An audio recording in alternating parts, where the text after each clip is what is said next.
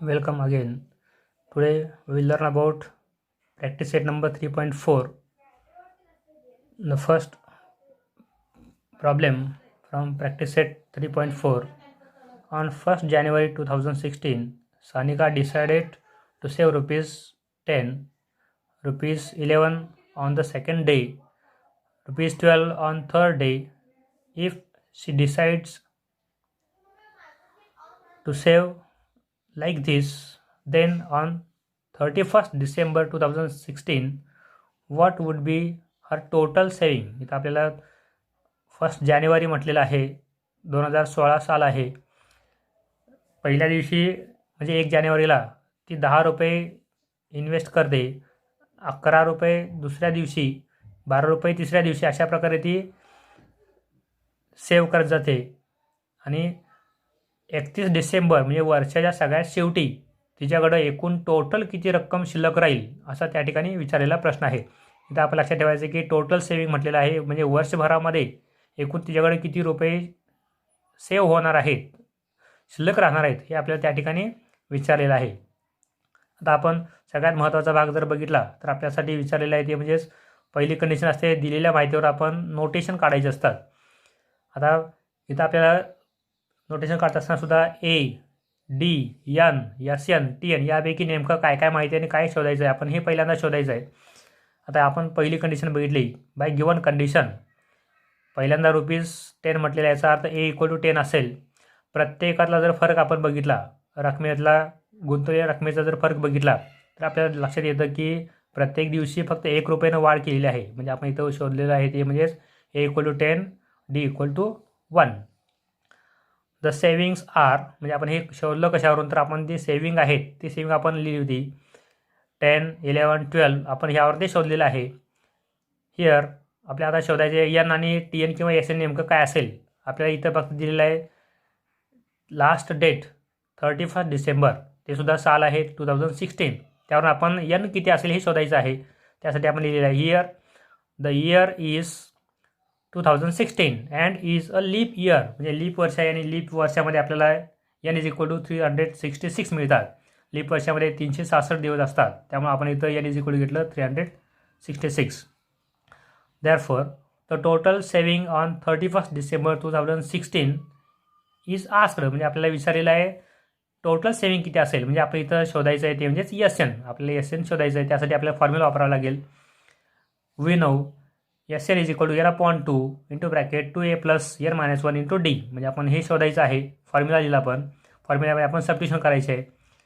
Yes 366 is equal to एनची value लिहिली 366 divide by 2 into bracket 2 into 10, एची value आपण 10 लिहिलेली आहे, प्लस 366 ही यांची व्हॅल्यू लिहिली, -1 मल्टिप्लाय बाय डीची व्हॅल्यू लिहिली 1. आपण पुढं आपण जर समजा विचार केला तर आपल्याला पुढं जे सोडवावं लागणार आहे ते सोडवायचं आहे याप्रमाणे. सबस्टिट्यूशन केल्यानंतर आपल्याला इथं 2 डिवाइड होणार, एनची व्हॅल्यू 2 डिवाइड होणारी असेल तर पहिला ती डिवाइड करायची आहे. काही ठिकाणी 2 डिवाइड होणार नसते, जे आपण तसंच ठेवायचं आहे. म्हणजे पुढचं जे येणारं आन्सर आहे त्यामध्ये तुम्हाला 2 डिवाइड करता येण्यासारखं असतं. डिवाइड केल्यानंतर आपलं उत्तर मिळालं 183. शिल्लक राहिलेल्यामध्ये सिम्प्लिफाय केलं आपण 20 प्लस 365. मग पहिला यांची बेरीज केली 385 बेरीज झाली, याला मल्टिप्लाय करायचं आहे 183नं, म्हणजे मल्टिप्लाय केल्यानंतर तुमचं उत्तर मिळालं 70,455. म्हणजे आपला ॲन्सर मिळाले total. Therefore answer total saving on 31st December 2016 would be rupees 70,455. Now, second example from practice set 3.4. A man borrows rupees 8,000 and agrees to repay with a total interest of rupees 1,360 in 12 monthly installments, each installment being less than the preceding one by rupees 40. Find the amount of the first and last installment. आपण इथं विचार घेतलं की एका व्यक्तीनं 8,000 रुपये घेतलेले आहेत आणि तो इंटरेस्टसुद्धा देणार आहे. याचा अर्थ इंटरेस्ट देणार आहे, हा इंटरेस्ट म्हणजे तुमची टोटल सेविंग, टोटल लास्टची टर्म नव्हे. आपल्याला 12 महिन्यामध्ये त्याला एकूण किती रुपये द्यावे लागतील हे आपण शोधावं लागेल. आणि एकूण रुपये याचा अर्थ सगळ्यात शेवटी तो किती देईल हे आपल्याला लागणार आहे. म्हणजे आपल्याला हे शोधायचं आहे सगळ्यात शेवटी तो किती देईल. 8,000 रुपये घेतले आहेत आणि 1,360 रुपये तो काय करणार आहे, टोटल इंटरेस्ट म्हणून देणार आहे. याचा अर्थ टोटल तो किती देणार आहे आपण हे त्या ठिकाणी विचारात घ्यावं लागेल. पुढील solution, total amount paid by man is equal to ₹8,000 plus ₹1,360. म्हणजे आपल्या टोटल त्या ठिकाणी त्याला द्यावे लागणार आहे ती रक्कम एवढी असेल. S N is equal to ₹9,360. आता इथं आपण लक्षात ठेवायचं ही सगळ्यात शेवटची रक्कम नाही आहे, त्याला टोटल एवढे द्यावे लागणार आहेत. त्यामुळे हे लक्षात ठेवा. तुम्ही इथं चुकून TN जर लिहिलं तर सगळं चुकणार आहे. आपल्यासाठी मात्र त्याला टोटल एवढी रक्कम द्यावी लागणार आहे. टोटल याचा अर्थ आपण तिथं लिहायचं आहे S N is equal to ₹9,360. आता आपल्याला एकूण रक्कम जी द्यायची आहे ती 12 हप्त्यामध्ये द्यायची आहे. याचा अर्थ instalments that is number is equal to 12. Instalment amount is less than 40. म्हणजे प्रत्येक वेळी तो ₹40 हा प्रत्येक वेळी कमी करणार आहे. याचा अर्थ इथं डी आपल्याला फरक मिळाला पण तो मायनस आहे हे लक्षात ठेवा. लेस असल्यामुळे तुम्ही इथं मात्र मायनस लिहायचं आहे. फर्स्ट इन्स्टॉलमेंट आपण शोधायचे आहे that is A is equal to question mark. Last instalment याचा अर्थ तो सगळ्यात शेवटी किती रक्कम देणार आहे याचा अर्थ इथं TN विचारलेला आहे. म्हणजे आपल्याला ए आणि TN विचारलेलं आहे. माहिती आहे ती SN, N आणि D. आपल्याला 3 माहिती असल्याशिवाय आपण शक्यतो पुढची जी आहे ती कॅल्क्युलेशन करू शकत नाही. आपल्याला SN दिलं याचा आता आपण SNचा फॉर्म्युला वापरायचा आहे. We know SN is equal to N/2 into bracket 2A + N-1 into D. आपल्याला हा फॉर्म्युला दिलेला आहे. आपण त्या फॉर्म्युल्यानंतर पुढचा भाग बघितला तर त्याच्यामध्ये सबस्टिट्यूशन करावे लागेल.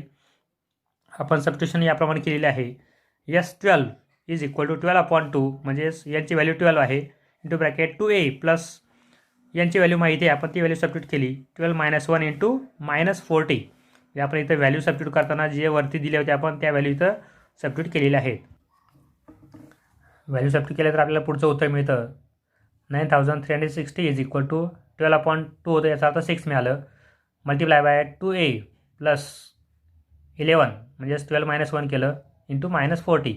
इथं आता -40 केल्यानंतर आपल्याला उत्तर मिळतं -440. 2A तसं ठेवलं हा मल्टिप्लाय बाय 6 आहे तो आपण ट्रान्सफर केल्यानंतर डिवाइड बाय 6 होतो आपण त्यामध्ये डिवाइड केलं तर आपलं उत्तर मिळतं 1,560. हा -440 आहे तो ट्रान्सफर केला प्लस झाला आणि आपलं उत्तर मिळालं 2,000 इज इक्वल टू 2A. आपण Aची व्हॅल्यू कॅल्क्युलेट केली A इज इक्वल टू 1,000. आता आपल्याला TN पण कॅल्क्युलेट करायचं आहे. त्यासाठी आपल्याला माहिती अगोदरची होती आपण ती वापरली. नाव TN is equal to A + N-1 into D formula लिहिला. T12 म्हणजे 12व्या महिन्यामध्ये त्याला किती रुपये द्यावे लागणार आहे ते आपण इथं शोधायचं आहे. A इज इक्वल टू 1,000 माहिती आहे प्लस 12 - 1 इंटू -40. 1,000 प्लस 12 - 1 म्हणजेच 11 मल्टिप्लाय बाय -40 म्हणजे इथं मायनस होईल 440. 1,000मधून 440 मायनस होईल म्हणजे आपलं उत्तर मिळालं 560. म्हणजेच T12 म्हणजेच 12व्या महिन्यामध्ये त्याला किती रुपये द्यावे लागतील तर इथं आपलं उत्तर मिळालेलं आहे 460. म्हणजे आपलं उत्तर मिळालं answer first instalment is equal to ₹1,000 and last instalment is equal to ₹560. म्हणजे आपलं ही त्या ठिकाणचं सगळ्यात शेवटचं उत्तर असेल. Now third example, Sachin invested in a national saving certificate scheme. In the first year he invested ₹5,000. In the second year he invested 7,000 and in the third year he invested 9,000 and so on. Find the total amount that he invested in 12 years. त्यानं पहिल्या वर्षामध्ये invest केलेले rupees आहेत 5,000, दुसऱ्या वर्षामध्ये invest केलेले rupees आहेत 7,000, तिसऱ्या वर्षामध्ये इन्व्हेस्ट केलेत 9,000. याचा अर्थ आपल्याला विचार घेतला तर पहिल्या वर्षामधली रक्कम दिली याचा अर्थ A दिलेला आहे. प्रत्येक वर्षाचा फरक दिलेला आहे. आपण जर विचारात घेतलं तर आपण त्या ठिकाणी याप्रमाणे लिहू शकतो. The investments are 5,000, 7,000, 9,000 are in AP. म्हणजे AP मध्ये आपल्याला हे सगळे इन्व्हेस्टमेंट दिसते. आपल्याला एकूण 12 वर्षामध्ये त्याची इन्व्हेस्टमेंट करायची आहे, म्हणजे आपण लिहिलं N is equal to 12. A म्हणजेच पहिल्या वर्षातली इन्व्हेस्टमेंट आहे, A is equal to 5000. D equal to दोघांच्या मधला फरक, आपण जर दोघांच्या मधला फरक विचारात घेतला तर दोघांच्या मधला फरक दिसतो 2000. आपल्याला त्याची एकूण टोटल इन्व्हेस्टमेंट विचारलेली आहे, 12 वर्षामध्ये त्याची एकूण टोटल इन्व्हेस्टमेंट किती असेल. याचा अर्थ आपल्याला इथं विचारलेलं आहे S12. फॉर्म्युला आपल्याला कुठला वापरायचा लक्षात आलेला आहे. We know SN is equal to N/2 2 into plus 2A plus N-1 into D. म्हणजे आपण फॉर्म्युला वापरला, सबस्टिट्यूशन केली. S12 is equal to 12/2 into bracket 2 into 5000 plus 12 - 1 into 2000. म्हणजे आपण या व्हॅल्यू सबस्टिट्यूट केली तिथल्या. पुढं सोडवत आपल्या लक्षात येतं की एनची व्हॅल्यू जर मल्टिपल ऑफ 2 असेल तर डिवाइड आपण लगेच करू शकतो. डिवाइड केली तर 6 इंटू ब्रॅकेट मल्टिप्लिकेशन केली 10,000 प्लस 11 मल्टिप्लाय बाय 2000 म्हणजे 22,000 झालं. म्हणजे आपण पुढं सोडवल्यानंतर आपण लक्षात येतं की 6 इंटू ब्रॅकेट 10,000 प्लस 22,000.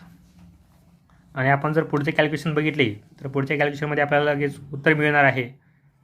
देअरफॉर दोघांची बेरीज आहे 32,000, म्हणजे आपलं उत्तर मिळालं 6 multiply by 32,000. Therefore S12 is equal to 1,92,000. म्हणजे आपलं उत्तर या ठिकाणी मिळालेलं आहे. Therefore total investment is ₹1,92,000.